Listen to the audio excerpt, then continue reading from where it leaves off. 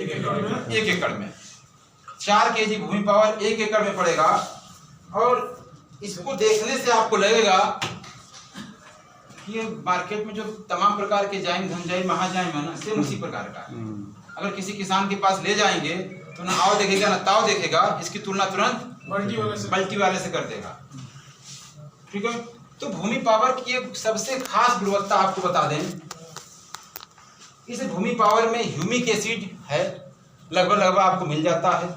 Amino acid है, सी weeds है जिसे हम समुद्री शैवाल कहते हैं, कार्बोहाइड्रेट है, कुछ माइक्रोन्यूट्रिएंट की भी समावेश इस भूमि पावर में डाला गया है। और सबसे अच्छा कॉन्सेप्ट इसके साथ है जो वो है स्लो रिलीजिंग का, मतलब धीरे धीरे घुलना और पौधों को मिलना। मतलब अगर इस भूमि पावर को आप डालते हैं तो सेम प्रीमियम का कैरेक्टर उठाएगा पहला।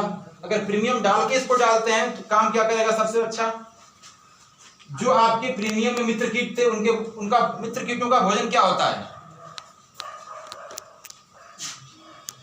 बैक्टीरियों का भोजन क्या होता है, बैक्टीरियों का जो भोजन होता है मुख्य रूप से अगर देखा जाए कार्बन होता है। स्पेशली देखा जाए तो बैक्टीरियों का भोजन क्या है, जैव कार्बन होता है। और जब प्रीमियम डालेंगे और भूमि पावर डालते हैं उसके साथ में तो आपकी मिट्टी में जैव कार्बन की मात्रा बढ़ेगी घटेगी नहीं। और आज के डेट में जो हमारी मिट्टी का 0.75 से ऊपर होना चाहिए जैव कार्बन की मात्रा, वो लगभग 0.3 से 0.2 पहुंच गया है, जो बहुत ही घातक है हमारे लिए। जैव कार्बन की मात्रा घटना मतलब अपने मिट्टी में उपजाऊ क्षमता को खत्म करना। जो एक समय था कि जैव कार्बन की मात्रा हमारा 1.5 होता था, 1.32 होता था, आज हमारा मानक साइंटिस्टों ने कहा कि 0.75 भी होगा तो हमारे मिट्टी के लिए आइडियल है। लेकिन हो गया अब 0.3 और 0.2। धीरे धीरे इसकी मानक क्षमता घटती चली जा रही है।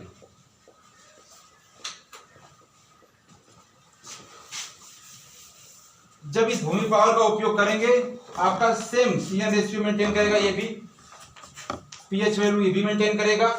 ठीक है, मिट्टी में इसे और प्रीमियम पे डालने से सबसे लंबा एक लाभ मिलेगा आपको, तो वो मिलेगा आपके मिट्टी पे जल धारण क्षमता बढ़ेगी कि घटेगी, बढ़ जाएगी।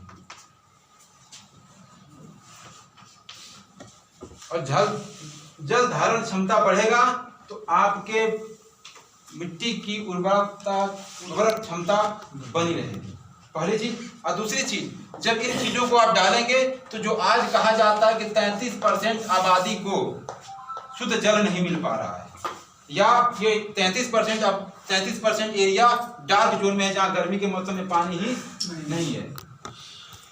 इन 33% एरिया को डार्क जोन से हटाने के लिए अगर आपको कोई करना होगा तो आपको नदी नाला समुद्र खुदवाने की जरूरत नहीं है। आप अपनी खेती की पद्धति को चेंज कर डालिए।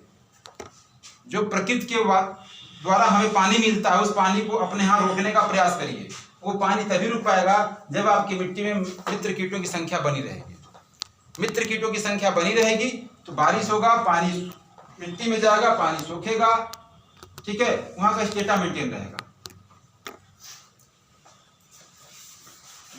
बड़ा कुछ हमको बात नहीं है, आप लोग ध्यान। इसे भी आपको 1 एकड़ में डालना। अगर सब्जी खेती करते हैं तो 1 बीघे में डालिए।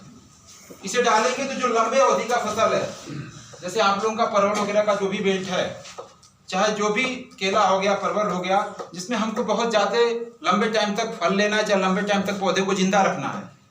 ठीक है, तो उसके लिए क्या करना होगा आपको, इसका उपयोग करते हैं तो ये आपके मिट्टी में लंबे टाइम तक एक्टिवेट रखता है ये।